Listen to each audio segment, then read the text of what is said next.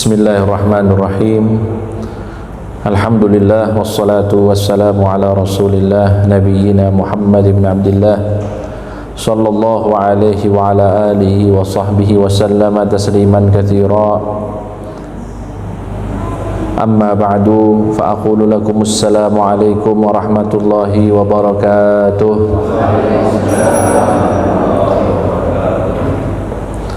Alhamdulillah, para jamaah yang dirahmati Allah Subhanahu wa taala, pada malam hari ini kita diberikan kesempatan oleh Allah untuk duduk di salah satu rumahnya Allah Subhanahu wa taala yang memiliki banyak keutamaan. Mudah-mudahan kita selalu diberikan kesempatan yang sama oleh Allah untuk memakmurkan rumah Allah dan mengisinya dengan kegiatan-kegiatan yang insya Allah membawa keberkahan untuk kita semuanya. Salawat dan salam mari kita sampaikan untuk Nabi kita Muhammad sallallahu alaihi wasallam, yang beliau kita jadikan panutan dalam kehidupan kita, baik dalam ibadah ataupun dalam muamalah. Dan mudah-mudahan kita sebagaimana telah menjadi umat Rasulullah sallallahu alaihi wasallam, mudah-mudahan di akhirat kita juga termasuk golongannya Rasulullah sallallahu alaihi wasallam. Para hadirin yang dirahmati Allah, Ramadan berapa hari lagi?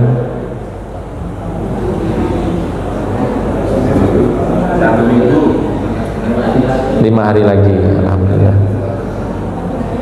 Ya, saya kira udah lupa sama Ramadan ini. Ini masih ingat, dan insyaallah kita semuanya termasuk yang menyambut ya. Kita yang menyambut bulan Ramadan, kita insyaallah bahagia dengan kedatangan bulan Ramadan. Karena orang yang berbahagia dengan kedatangan bulan Ramadan, insyaallah dia akan melakukan ibadah-ibadah di bulan Ramadan dengan sukacita. Soalnya tidak sedikit orang Islam itu dia ketika datang bulan Ramadan mengeluh. Saya tidak tahu bahasanya, poso meneh. Padahal bulan Ramadan ini bulan bagi kita untuk berbahagia. Orang yang melakukan ibadah 1 hari di bulan Ramadan itu pahalanya mengalahkan ibadah mungkin seumur hidup. Artinya di sini kita ketika melakukan ibadah di bulan Ramadan ini merupakan ibadah yang sangat luar biasa. Dan juga orang yang melakukan ibadah puasa khususnya di bulan Ramadan ini, insya Allah dia akan diberikan nikmat sehat oleh Allah Subhanahu wa taala.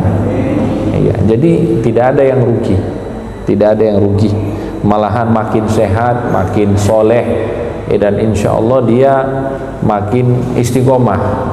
Karena itulah yang menjadi tujuan Allah Subhanahu wa taala, la'allakum tattaqun, agar supaya kalian itu bertakwa sebagaimana firman Allah Subhanahu wa taala. Para hadirin yang dirahmati Allah, kalau saya tanya ibu-ibu,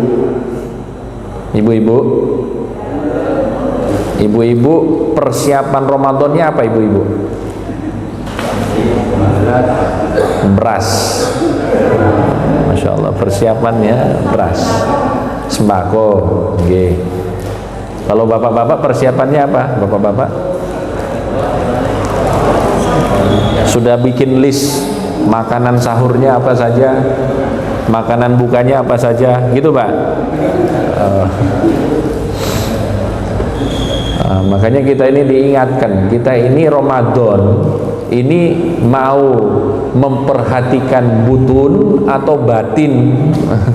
Butun itu perut, kalau batin hati. Kita ini mau memperhatikan butun atau batin. Ya, harusnya kita apa? Memperhatikan apa? Batin. Keadaan batin kita dalam menghadapi bulan Ramadan ini sudah siap enggak? Apa target kita dalam bulan Ramadan ini? apa sifat-sifat buruk kita yang ingin kita hilangkan di bulan Ramadan ini. Itu perlu target. perlu rencana. Kenapa nggih? Kita saja kalau misalnya sakit itu kan harus ke dokter. Kemudian apa? Periksa, didiagnosa, nanti ketemu penyakitnya apa. Nah, terus apa? Kita berobat dari penyakit. Dikasih resep sama dokter, kita beli obatnya, kita minum secara rutin. Berarti apa? Sama di bulan Ramadan ini. Penyakit-penyakit yang sifatnya batiniah juga harus kita bersihkan dari hati kita. Dan itu apa? Perlu rencana, perlu ada persiapan. Sebagaimana kita ingin sehat jasmani kita, maka rohani kita juga perlu disehatkan. Ya, napa nggih? Perlu disehatkan. Karena ketika rohani, ketika batin, ketika hati itu sudah sehat, sudah baik, maka anggota tubuh yang lainnya akan ikut baik. Amin ya rabbal alamin. Orang kalau hatinya baik, tangannya itu pasti melakukan kebaikan, matanya pasti melihat yang baik-baik, mulutnya yang bicarakan itu yang baik-baik, yang dia dengarkan itu yang baik-baik. Kalau apa? Kalau hatinya baik. Makanya bapak-bapak, ibu-ibu, tidak salah sebenarnya kita itu list makanan itu tidak salah. Saya kalau masuk bulan Ramadan itu sirup marjan wajib. Kalau saya itu koko pandan kan buat buku enak ya ibu-ibu. Iya, itu tidak apa-apa, tapi itu bukan jadi hal yang prioritas. Yang prioritas itu ini kita beberapa hari lagi akan menyambut bulan Ramadan. Jangan sampai kita ini sadarnya nanti setelah Ramadan, waduh, ini saya belum lakukan ini, belum lakukan ini, belum lakukan ini. Waduh, kok hati saya masih seperti ini, tidak ada perubahan. Jangan nyesel setelah Ramadan, karena mau nunggu setahun lagi. Ya, napa nggih? Nah, ini kesempatan untuk kita introspeksi diri. Apa saja kebiasaan-kebiasaan buruk kita yang ingin kita hilangkan, penyakit-penyakit hati kita yang ingin kita bersihkan dari hati kita. Kemudian aktivitas-aktivitas positif apa yang ingin kita istiqomahkan dalam kehidupan kita, itu perlu kita rencanakan dari sekarang. Kata nggih? Ya, insyaallah kita semuanya diberikan hidayah dan taufik oleh Allah Subhanahu wa taala. Para hadirin yang dirahmati Allah, saya melanjutkan insyaallah pembahasan dari sirah Nabi Muhammad sallallahu alaihi wasallam yang kita di pertemuan yang lalu sudah membahas tentang perang yang disebut dengan Dzatur Riqa, yang mana perang ini sebenarnya tidak bisa kita sebut sebagai perang karena memang tidak terjadi peperangan yang besar. Hanya ada penyerangan yang dilakukan oleh kaum muslimin kepada orang-orang musyrik pada saat itu sebagai bentuk, kalau kita bahasakan, balas dendam dari apa yang mereka lakukan kepada ulama-ulama dari kalangan sahabat Nabi Muhammad sallallahu alaihi wasallam. Jadi mereka diserang. Kemudian di dalam peristiwa itu sudah kita sebutkan beberapa peristiwa, ya, diantaranya percakapan yang ada antara Rasulullah sallallahu alaihi wasallam dan Jabir dan yang lainnya. Di sini kita akan membahas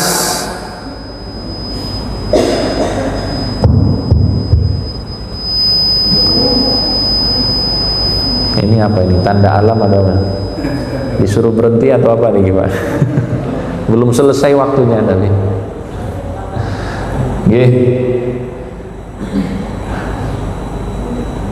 Peristiwa selanjutnya setelah perang Dzatur Riqa itu ada perang yang bernama perang Banil Mustaliq atau perang yang disebut dengan Al-Muraisi'. Wah, ini namanya susah nih. Kalau perang Badar, perang Uhud gampang dihafal ya ibu-ibu. Tapi Muraisi', coba disebut, bisa nggak? Muraisi'. Ini perangnya susah namanya. Ini nama tempat, sama ya. Nama tempat. atau bisa dikatakan dengan perang Banil Mustalik. Ya, Banil Mustalik ini adalah ya objek perangnya. Mereka orang-orang yang diperangi oleh Nabi Muhammad sallallahu alaihi wasallam. Ya. Jadi kisahnya bahwa di perang Banil Mustalik ini dikatakan bahwa sampai informasi kepada Nabi Muhammad SAW bahwa suku Banil Mustalik ini ingin menyerang Rasulullah SAW. Sampai informasinya. Maka Nabi Muhammad SAW menyuruh para sahabat, daripada kita diserang, lebih baik kita serang lebih dulu. Jadi ini strategi perang Nabi Muhammad SAW yang pada saat itu memang para sahabat dalam kondisi kuat, dan juga lawannya ini bukan lawan yang berat, tidak seperti perang-perang yang lalu-lalu yang kita temukan bagaimana para sahabat itu kondisinya lemah, kemudian lawannya kuat. Ya, sebagaimana yang sudah kita bahas di perang-perang sebelumnya, seperti perang Uhud, perang Badar, itu kan timpang ya. Kaum muslimin itu lemah, sedangkan orang-orang musyrik pada saat itu mereka dalam kondisi kuat. Nah, sekarang para hadirin yang dirahmati Allah, kaum muslimin dalam kondisi kuat dan jumlah mereka banyak. Sedangkan lawannya ini Banil Mustalik itu jumlahnya tidak terlalu banyak, dan mereka juga istilahnya ya seimbang lah. Di sini dikatakan bahwa Nabi Muhammad SAW melakukan peperangan dengan Banil Mustalik di tempat yang bernama Muraisi' tadi itu. Tapi dalam perang kali ini yang berbeda adalah orang-orang munafik ikut perang. Orang-orang munafik apa ikut perang? Padahal di perang-perang yang lalu mereka tidak ikut. Perang Badar, perang Uhud, itu mereka pada tidak ikut. Perang apalagi Khandaq, itu tidak ikut mereka. Tapi giliran perang ini mereka ikut. Nah, ini agak aneh. Nah, di sini dijelaskan apa yang menjadi penyebab orang-orang munafik ikut perang. Padahal mereka itu takut ikut perang, dan mereka itu selalu menghalangi orang-orang Madinah untuk ikut perang. Tapi di perang kali ini mereka ikut. Kenapa? Jawabannya tadi, karena orang-orang muslim pada saat itu kuat dan kemungkinan menang besar. Nah, jadi mereka itu ikutan aja. Sebab apa? Sebab yang mereka cari itu bukan ridho Allah, tapi yang mereka cari itu ghanimah. Apa yang mereka cari? Ghanimah. Apa itu ghanimah? Harta rampasan perang, itu yang dicari. Jadi urusannya dunia. Ini kayaknya kita akan menang, maka ikut supaya dapat bagian. Dan subhanallah, itulah yang terjadi. Orang-orang Islam pada saat itu, para sahabat yang bercampur dengan orang-orang munafik, itu mereka menang dalam perang Banil Mustalik, dan harta rampasan itu atau ghanimah itu dibagi oleh Rasulullah SAW 4/5 itu untuk pasukannya. 4/5 itu untuk pasukannya. Ini nanti ada ilmu sendiri, bapak-bapak, ibu-ibu, ilmu tentang pembagian harta rampasan. Tapi kalau kita bahas sekarang kurang relevan, karena sekarang sudah tidak ada jihad. Sudah tidak ada apa? Jihad. Perang itu sudah tidak ada. Sekarang ini sudah tidak ada. Karena apa? Karena memang syarat-syaratnya tidak terpenuhi. Ini sedikit saya bahas masalah jihad. Ini kan sekarang ada kelompok-kelompok yang menamakan mereka adalah kaum jihadis, orang-orang yang berjihad. Tapi mungkin perlu kita luruskan, karena jihad itu adalah ibadah yang agung. Kapan itu menjadi ibadah? Kalau sesuai dengan syarat-syarat syariat yang ditetapkan oleh Nabi Muhammad SAW. Jadi Ya mudahnya begini ya, saya mengambil fatwanya MUI Indonesia, ya pastinya mereka berdasarkan Quran dan hadis. Jadi kata MUI, jihad yang benar itu pertama lawannya harus orang kafir harbi. Harus orang kafir harbi. Siapa itu kafir harbi? Orang yang kafir dan memerangi kaum muslimin. Itu yang pertama, orang yang kafir harbi. Selain kafir harbi tidak boleh. Seperti apa? Kafir dhimmi, orang kafir tidak beriman tapi hidup bersama orang-orang muslim. Itu tidak boleh. Satu. Yang boleh itu hanya apa? Kafir harbi, orang kafir yang menyerang orang-orang muslim. Yang kedua, dalam kondisi perang. Dalam kondisi apa? Perang. Jadi kalau misalnya ada kafir harbi di depan kita, tapi dalam kondisi damai tidak berperang, tidak boleh juga kita membunuhnya. Kata nggih? Nah, jadi ini syaratnya. Dalam kondisi perang tapi bukan kafir harbi, tidak boleh dibunuh. Apalagi zaman sekarang di Indonesia nggih. Indonesia orang-orangnya ada yang muslim, ada yang kafir tapi kafir dhimmi bukan harbi, dalam kondisi damai terus bom bunuh diri. Ada enggak? Ada. Bom bunuh diri. Bom bunuh diri ini kalau dia merasa berjihad, maka ini bukan jihad namanya, tapi yang tepat namanya jahad. Namanya apa? Jahad, bukan jihad itu. Karena apa? Karena Indonesia dalam keadaan bukan perang. Kemudian yang dibunuh itu membabi buta. Dia bom bunuh diri, satu gedung rusak, hancur, yang meninggal ada yang muslim, ada yang lainnya. Jadi ini jadi masalah. Sedangkan membunuh seorang muslim itu berat urusannya di sisi Allah Subhanahu wa taala. Jadi kalau jenengan lihat para hadirin bapak-bapak ibu-ibu, dari dua syarat ini yang layak dikatakan jihad itu di mana? Sekarang ini. Sana, cuma di Palestina. Itu yang bisa dikatakan apa? Jihad. Makanya kalau ada orang teriak-teriak jihad, kirim ke Palestina. Sepakat? Agak kurang sepakat kayaknya. Sepakat, Mbak? Ya. Jihad Palestina. Itu jihad yang benar di sana. Ya, mudah-mudahan kita dan keluarga kita, anak keturunan kita dilindungi dari pemikiran-pemikiran yang radikal. Amin ya rabbal alamin. Ya, mudah-mudahan kita selalu dibimbing dan dilindungi oleh Allah Subhanahu wa taala. Nggih, para hadirin yang dirahmati Allah. Nah, jadi 4/5 ghanimah itu dibagikan kepada pasukan. Nah, pasukan itu dibagi dua, ada pasukan berkuda, ada pasukan yang tidak ada kuda, jalan. Pasukan berkuda dapat dua saham, sedangkan yang jalan itu hanya dapat satu.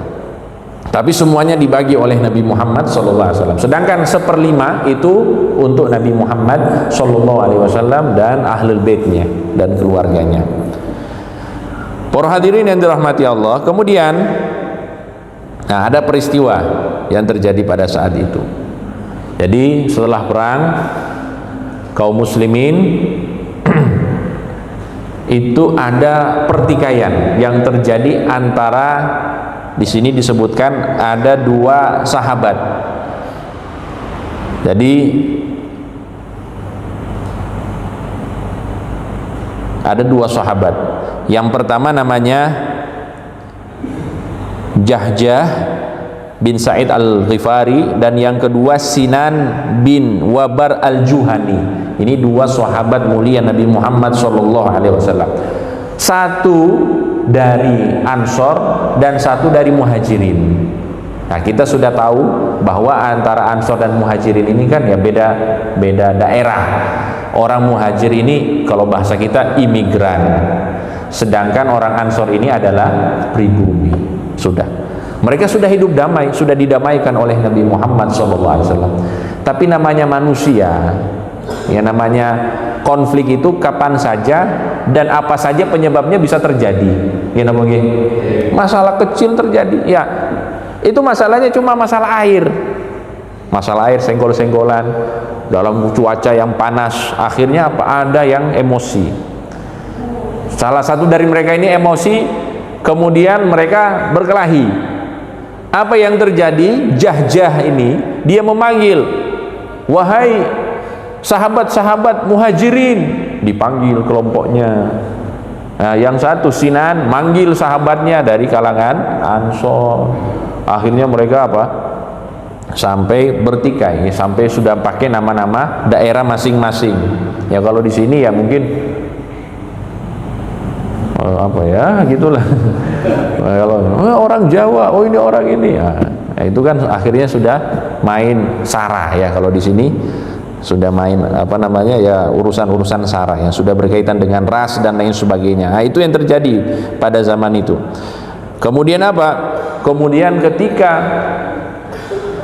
pertikaian itu hampir terjadi, tiba-tiba pemimpin dari orang-orang munafik, namanya siapa? Udah lupa lagi Pak nih. Nama pemimpin orang munafik namanya siapa? Abdullah bin Ubay bin Salul. Nah, diingat-ingat Pak, dan Bapak. Tapi nggak usah disolawati, jangan. Ya, kita ingat aja Abdullah bin Ubay bin Salul. Abdullah bin Ubay bin Salul dengar itu, wah marah dia. Dia merasa terhina. Wah, ini orang-orang muhajirin ini, kaum imigran ini tidak tahu diri. Padahal kami sudah kasih tempat, tapi kok sekarang melunjak. Nah, biasa kan gitu ya. Nah, dia merasa tidak terima dengan keadaan ini. Kemudian dia memisalkan apa? Memisalkan dengan sebuah permisalan atau sebuah peribahasa dalam bahasa Arab, sammin kalbaka ya'kulka. Sampai kayak gitu. Dia bilang ini orang-orang muhajirin ini tidak tahu diri. Sudah kami sambut, sudah dikasih tempat, sudah kami rawat, sudah kami berikan banyak sekali fasilitas. Sekarang ini apa istilahnya, melunjak ya, mau istilahnya apa ya, mau melawan kami, padahal kami ini tuan rumah di sini. Nah, kemudian dia bilang apa? Samin kalbaka yakulka. Ini seperti peribahasa Arab. Buatlah, mohon maaf ya, buatlah anjingmu apa istilahnya, gendut ya. Berilah makan anjingmu sampai dia gendut, sampai dia besar, maka dia akan memakanmu. Apa bahasa, kalau peribahasa kita yang cocok apa gitu Pak? Air susu dibalas dengan air tebu, tubah ya. Wah, ini udah lupa lagi Pak. Air susu diberas dengan air tubah. Nah itu. Nah ini permisalan yang disebutkan oleh Abdullah bin Ubay bin Salul. Kemudian apa yang terjadi hadirin yang dirahmati Allah? Abu Abdullah ini bin Ubay bin Salul, pemimpin dari orang munafik ini berkata, la in raja'na ilal madinati la yukhrijannal a'azzu minhal adzal. Andaikan atau apabila kami pulang ke kota Madinah, apabila kita pulang ke kota Madinah setelah perang ini, maka niscaya orang yang paling mulia di Madinah akan mengeluarkan orang yang paling hina di kota Madinah. Bu, Ibu, paham ya? Nah, ini kok agak-agak kayak paham tapi kurang paham kayaknya. Ini maksudnya apa? Gini loh maksudnya. Jadi Abdullah bin Ubay bin Salul ini mengatakan apa? Kalau saya pulang dan kita pulang semuanya, maka orang yang paling mulia, orang yang paling mulia itu maksudnya dirinya. Dia menganggap dirinya orang yang paling mulia di kota Madinah. Orang yang paling mulia akan mengeluarkan orang yang paling hina. Orang yang paling hina yang dia maksud adalah Nabi Muhammad SAW. Na'udzubillahi min. Jadi merasa dia ini yang paling mulia di kota Madinah. Yang paling hina itu Nabi Muhammad. Dan ini diabadikan oleh Allah Subhanahu wa taala di dalam Al-Qur'an. Di surat Munafikun. Monggo jenengan buka ayatnya, itu ada. la irja'na ilal madinati la yukhrijannal a'azzu minhal adal walillahil izzatu walirasulihi walil mu'minin. Kemudian apa? Allah bantah bahwa kemuliaan itu bukan milik orang-orang munafik, sedangkan melainkan kemuliaan itu adalah milik Allah dan milik Rasulullah SAW dan orang-orang yang beriman kepada Allah Subhanahu wa ta'ala. Jadi itu intinya. Jadi dia tidak terima sehingga keluar kata-kata tersebut dari mulutnya. Dan apa yang dikatakan oleh Abdullah bin Ubay bin Salul ini sampai kepada Nabi Muhammad SAW. Ada yang lapor, wahai Nabi Muhammad, ini mohon maaf, ada laporan bahwa Abdullah bin Ubay bin Salul ini mengatakan kalau kita pulang ke kota Madinah maka dia akan mengeluarkanmu dari kota Madinah, akan mengusirmu dari kota Madinah. Di situ ada Umar bin Khattab. Ada siapa? Umar bin Khattab. Nah, jenengan tahu kan Umar bin Khattab? Umar bin Khattab itu orangnya lemah lembut atau sangar? Oh, terkenal sangar ya. Nah, sangar. Sampai dikatakan apa? Kalau Umar bin Khattab naik kuda, kakinya sampai di tanah. Orangnya tinggi besar. Bayangkan nih, kuda Arab nih Pak, kuda Arab. Kakinya sampai di tanah, besar tinggi Umar bin Khattab. Wa idza masya asra, kalau dia jalan cepat. Wa idza takallama asma, kalau dia bicara orang-orang pasti dengar suaranya karena lantang. Wa idza daraba auja, kalau dia pukul sakit. Itu Sayyidina Umar. Wah, dia dengar ini langsung dia bilang, ya Rasulullah, izinkan saya hancurkan, saya bunuh ini siapa? Abdullah bin Ubay bin Salul. Dia minta izin sama Rasulullah sallallahu alaihi wasallam. Tapi Rasulullah tidak menanggapi itu. Jangan kita lakukan apapun. Karena apa? Karena Rasulullah sallallahu alaihi wasallam ingin mengajarkan kita bahwa apa? Ketika ada orang muslim, meskipun dia itu pura-pura muslim alias munafik, kemudian dia disakiti oleh orang muslim yang benar, yang asli, tetap pandangan orang muslim menyakiti orang muslim. Karena kan orang munafik itu kan menyatakan dirinya apa? Muslim.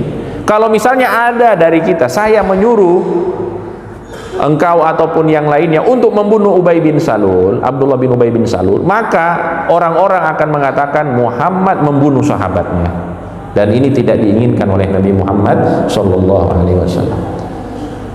Sebenarnya gampang bagi Rasulullah, nggak perlu menyuruh sahabat. Beliau doa, ya Allah cabut nyawanya langsung. Rasulullah itu doanya mustajab. Tapi Rasulullah ingin mengajarkan kita, ketika kita dalam kondisi tersebut, itu harus apa? Harus pakai taktik, pakai cara. Jangan kita emosi langsung eksekusi, jangan. Ngerti nggih? Nah, harus memperhatikan kondisi. Itulah yang diajarkan oleh Nabi kita Muhammad sallallahu alaihi wasallam. Nah, para hadirin yang dirahmati Allah. Nah, kemudian dikatakan setelah itu Nabi Muhammad sallallahu alaihi wasallam bikin strategi selanjutnya. Karena ini sudah mulai heboh kan, bahwa Abdullah bin Ubay bin Salul ini akan mengusir Nabi Muhammad sallallahu alaihi wasallam. Apa yang dilakukan oleh Rasulullah? Ayo, kata Rasulullah, kita pulang ke kota Madinah. Setelah mendapatkan kabar itu, Rasulullah langsung memerintahkan sahabat untuk pulang ke kota Madinah. Jalan dari pagi sampai malam, dari malam sampai pagi, tidak pakai istirahat, non-stop perjalanan. Jadi berangkatnya itu kan biasanya kan malam ya istirahat, tidur dulu, nanti lanjut jalan pagi. Kalau ini enggak, dari pagi jalan sampai malam, dari malam jalan sampai pagi. Nah, nanti hari keduanya itu Rasulullah SAW bilang kepada para sahabat, ayo sekarang kita istirahat. Tidak hitung beberapa detik, sahabat semuanya tidur.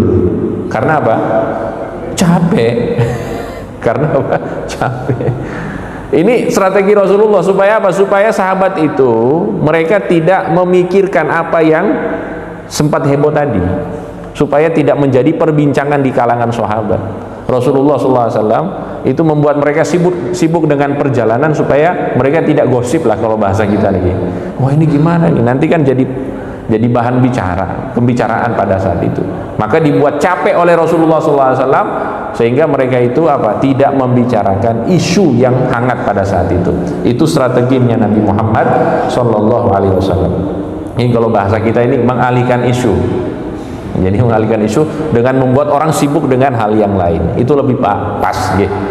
Inilah yang dilakukan oleh Nabi kita Muhammad SAW. Para hadirin yang dirahmati Allah, sampai di kota Madinah. Sampai di Madinah, ternyata informasi ini sampai kepada anaknya Abdullah bin Ubay bin Salul. Jadi Abdullah bin Ubay bin Salul ini punya anak namanya Abdullah. Namanya siapa? Abdullah. Berarti namanya Abdullah bin Abdillah bin Ubay bin Salul. Dia pergi menghadap Nabi Muhammad SAW. Ya Rasulullah, saya mendengarkan kabar bahwa engkau ingin membunuh ayah saya karena dia telah lancang kepadamu, wahai Rasulullah SAW. Kalau misalnya engkau ingin ayah saya dibunuh, maka jangan suruh orang lain, suruh saya yang akan pergi langsung, saya yang akan eksekusi langsung. Setelah itu kepalanya saya akan bawa ke sini. Allahumma sholli ala Muhammad. Wah ini sangar nih ceritanya nih. Tapi perlu diceritakan nih. Ini istilahnya kita menggambarkan bagaimana kesetiaan para sahabat Nabi Muhammad SAW kepada Nabi Muhammad SAW. Bahkan ketika orang tuanya salah tetap disalahkan. Kata nih, sudah sampai di situ. Karena dia berikan alasan, wahai Rasulullah, di kota Madinah ini, khususnya di suku Khazraj ini, tidak ada anak yang paling berbakti kepada orang tuanya melebihi aku kepada ayahku. Ini kata Abdullah bin Abdillah bin Ubay bin Salul. Jadi meskipun ayahnya orang munafik, dia itu berbakti sekali sama ayahnya. Saya takut wahai Rasulullah, kalau misalnya ayah saya dibunuh oleh sahabat yang lain, saya ini tidak terima. Sehingga ada dendam dalam hati saya, dan saya mungkin bisa balas dendam. Dan saya tidak mau membunuh seorang mukmin dengan orang yang munafik. Ini apa yang disampaikan oleh Abdullah bin Abdillah bin Ubay bin Salul. Tapi Rasulullah SAW menyatakan tidak, aku tidak akan melakukan itu. Biarkan, insya Allah akan tenang ini urusan. Dan itulah yang terjadi, para hadirin yang dirahmati Allah. Tidak lama kemudian ya kondisi langsung kondusif. Para sahabat itu akhirnya menerima keadaan, dan juga mereka akhirnya mereka yang sempat beberapa orang itu terprovokasi dengan Abdullah bin Ubay bin Salul, akhirnya mereka menjadi atau lebih memihak kepada Nabi Muhammad SAW. Sikap Nabi yang tenang itu ternyata membuat mereka lebih simpati kepada Nabi Muhammad SAW. Setelah itu apa yang terjadi? Abdullah bin Ubay bin Salul kalau misalnya ngomong sesuatu setelah itu, apa yang dia bicarakan itu sudah tidak didengar lagi. Kalau dulu kan masih diberikan perhatian, dia ngomong masih ada orang yang terpengaruh. Kalau setelah itu tidak ada yang dengar kepada Abdullah bin Ubay bin Salul.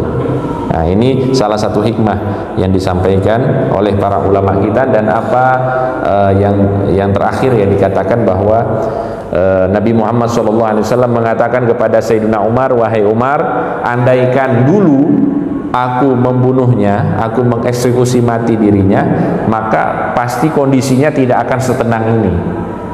Pasti akan terjadi sebuah konflik yang lebih besar. Kalau sekarang coba lihat, sekarang sudah tenang. Kalau sekarang ini andaikan aku menyuruh orang untuk membunuhnya, tidak ada yang akan protes. Tapi itu tidak dilakukan oleh Nabi Muhammad SAW. Jadi itu sedikit pembahasan dari perang Bani Mustalik insyaallah kita akan lanjutkan di pertemuan yang lalu di bulan Ramadan. Mudah-mudahan kita diberikan umur oleh Allah Subhanahu wa taala dalam keadaan sehat wal afiat fi taatillah wa fi taatir Rasul sallallahu alaihi wasallam. Kurang lebihnya mohon maaf. Wassalamualaikum warahmatullahi wabarakatuh.